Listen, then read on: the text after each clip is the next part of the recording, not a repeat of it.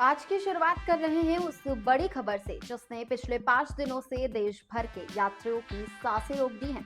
दरअसल देश की सबसे बड़ी एयरलाइन इंडिगो का ऑपरेशन लगातार 5वें दिन लड़खड़ा गया है और इसका सीधा असर 3 लाख से ज्यादा यात्रियों पर पड़ा है। यही वजह है कि सिर्फ आज ही 400 से ज्यादा उड़ानें रद्द करनी पड़ी और पिछले 4 दिनों में 2000 से ज्यादा फ्लाइट्स कैंसिल हो चुकी हैं। ऐसे में देश के लगभग हर बड़े एयरपोर्ट पर एक जैसा नजारा दिख रहा है। कहीं लंबी लंबी लाइनें लगी हैं तो कहीं यात्री बैग्स के साथ फर्श पर बैठे मदद का इंतजार करते दिखे। कई लोग भावुक होकर रोते नजर आए क्योंकि उन्हें न सही जानकारी मिली और ना ही समय पर सहायता।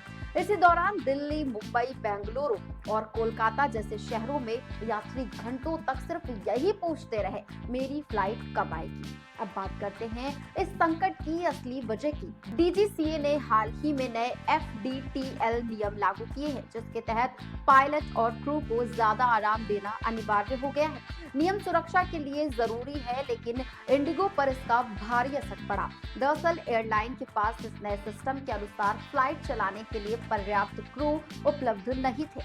यही कारण है कि एक एक करके उड़ानें रद्द होती चली गई। जब हालात बिगड़ते गए तभी केंद्रीय मंत्री राममोहन नायडू सामने आए और साफ कहा कि अन्य एयरलाइंस में समस्या नहीं है, इसलिए गलती इंडिगो की है।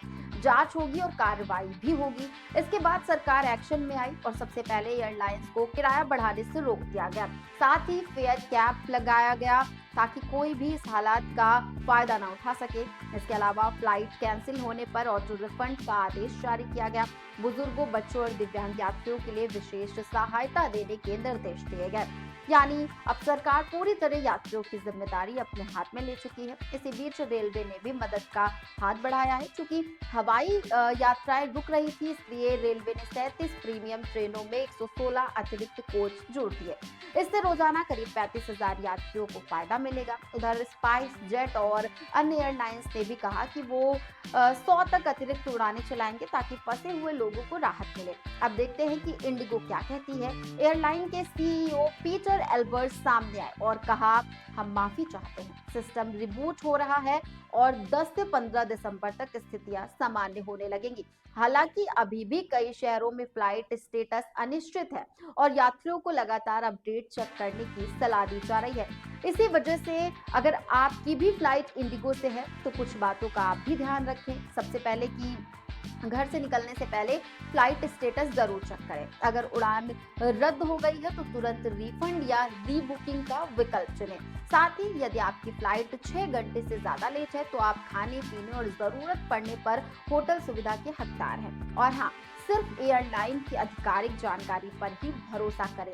ये याद रखना जरूरी होगा कि इंडिगो देश की लगभग 60% घरेलू उड़ानों को संभालती है। इसलिए जब इतनी बड़ी एयरलाइन लड़खड़ाती है तो असर सिर्फ एक कंपनी तक सीमित नहीं रहता।